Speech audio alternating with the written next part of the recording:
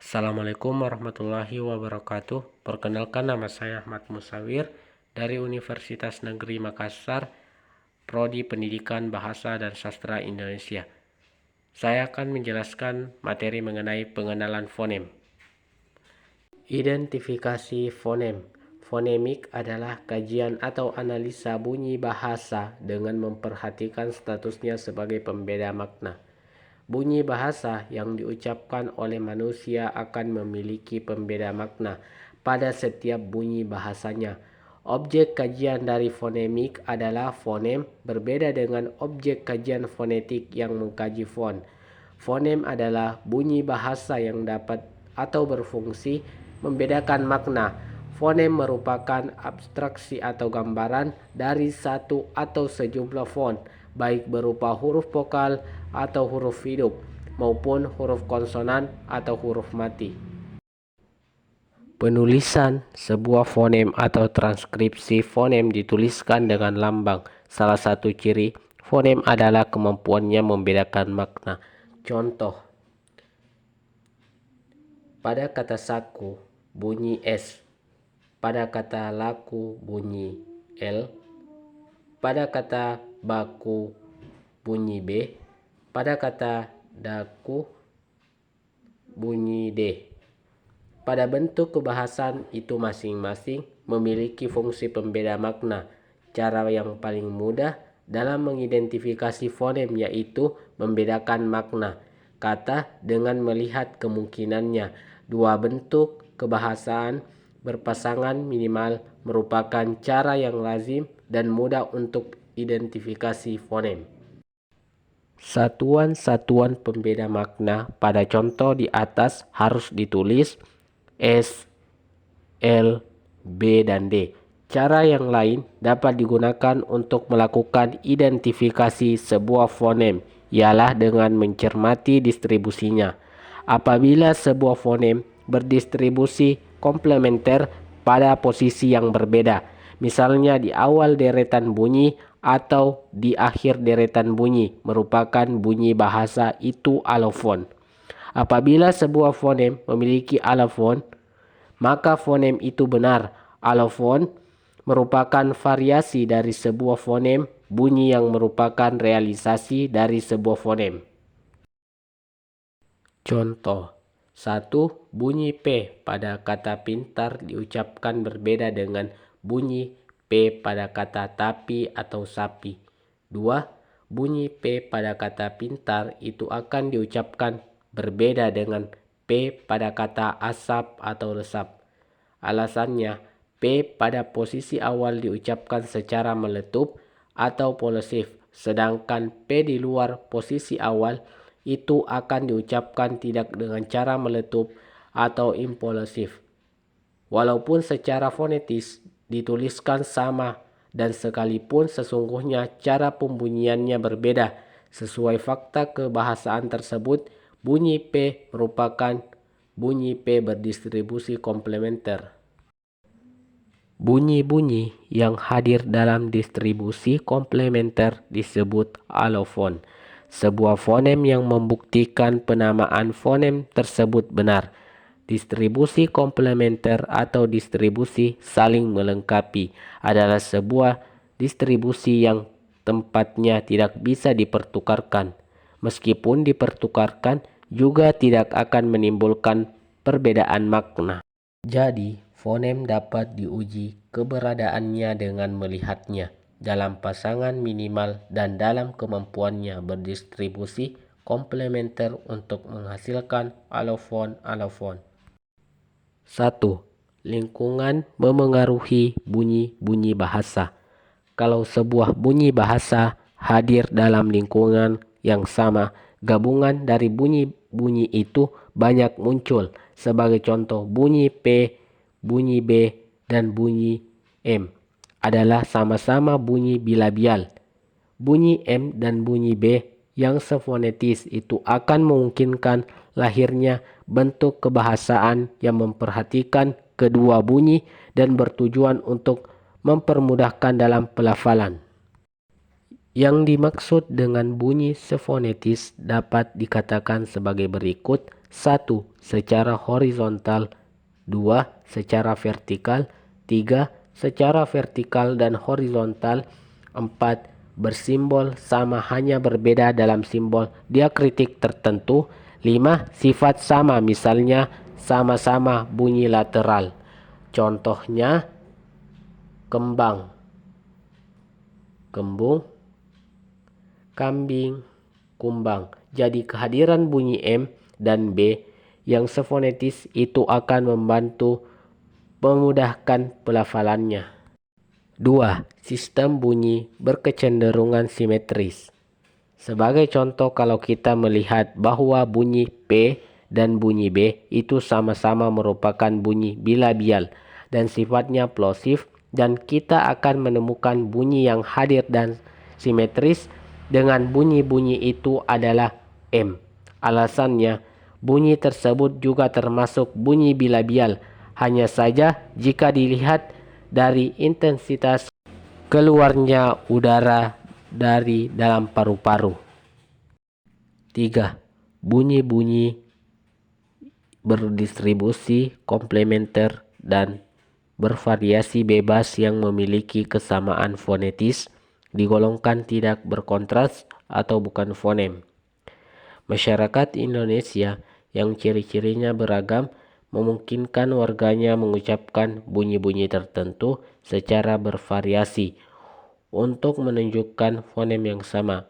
Sebagai contoh, pada bunyi E pada kata dengar dan E terbalik pada kata dengar yang biasanya diucapkan oleh sebagian masyarakat daerah NTT.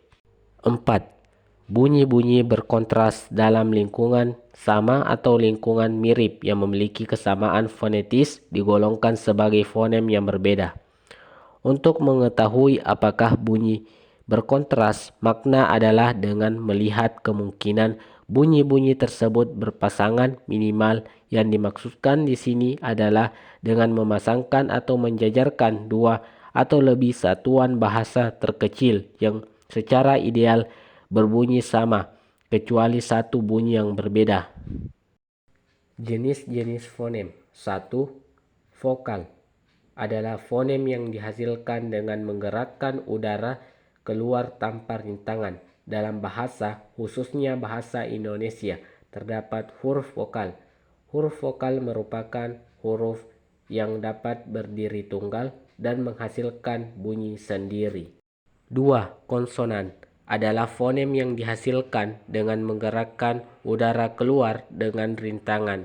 Dalam hal ini, yang dimaksud dengan rintangan adalah terhambatnya udara keluar oleh adanya gerakan atau perubahan posisi artikulator.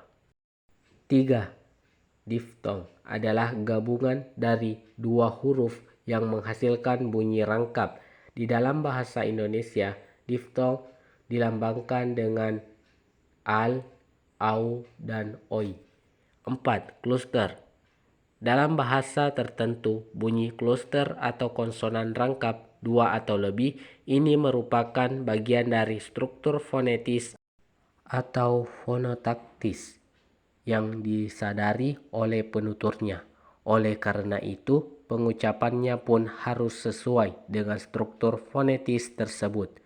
Sebab kalau salah, pengucapan akan berdampak pada pembedaan makna.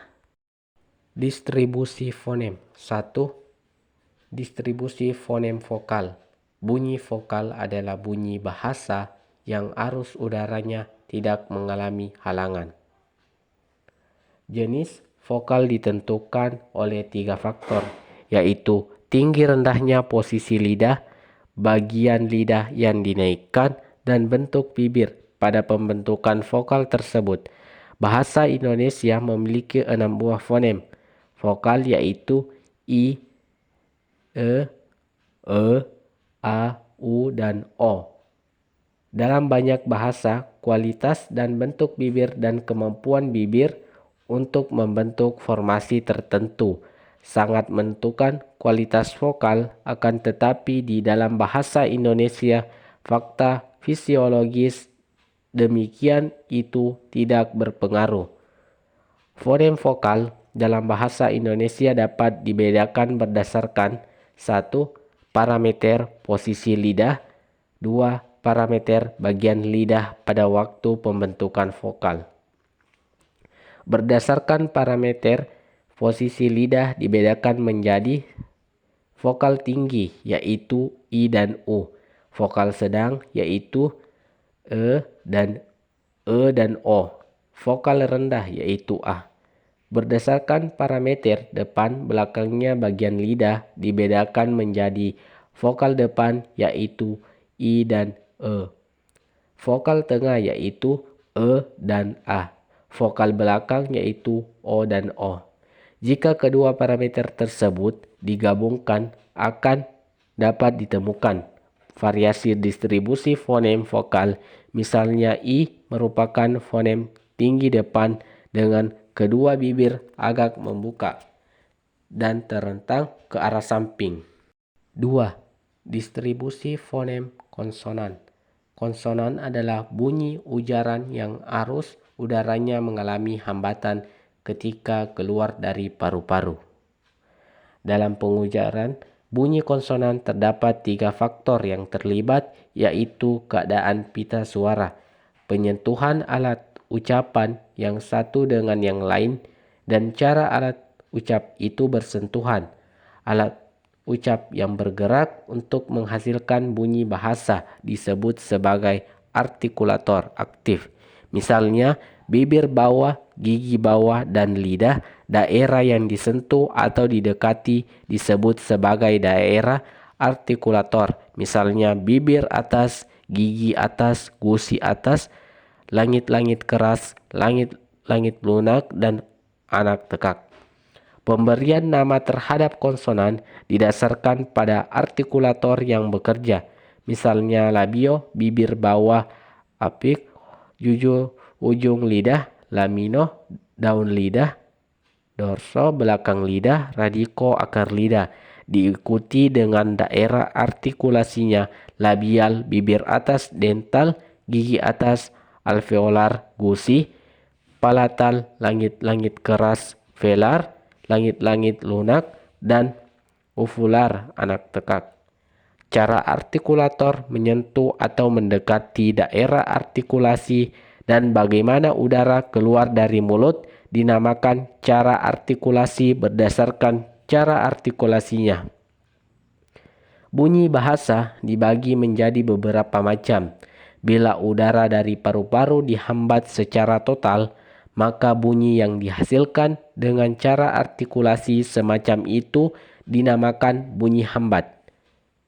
Bila arus udara melewati saluran bunyi yang sempit, maka terdengar bunyi desis. Bunyi demikian disebut bunyi friktif.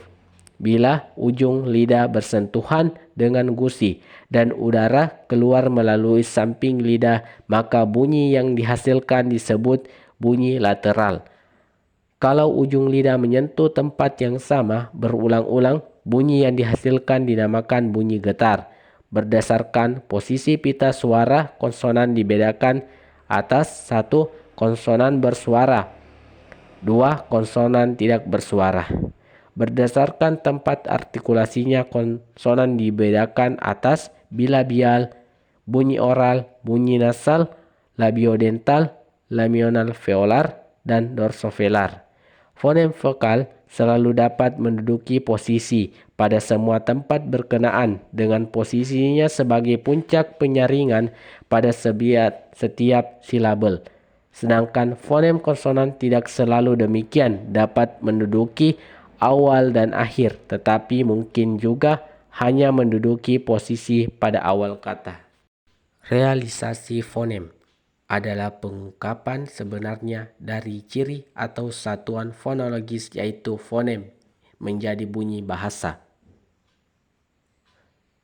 Bahasa Indonesia memiliki realisasi dalam berbagai bunyi. Realisasi fonem sebenarnya sama dengan bagaimana fonem itu dilafalkan. Realisasi dalam wujud bunyi yang bermacam-macam dari sebuah fonem, itulah yang disebut sebagai alofon.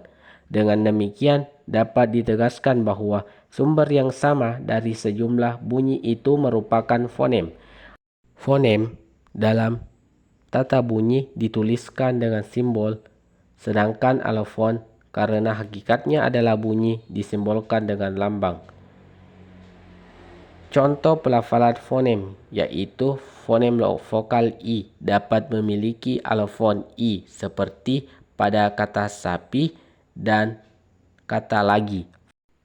Fonem vokal I terbuka juga memiliki alofon vokal I tertutup seperti pada kata lembing dan kata kambing. Dengan demikian dapat ditegaskan bahwa I terbuka dapat berealisasi ke dalam I terbuka dan I tertutup dalam posisi yang tidak sama.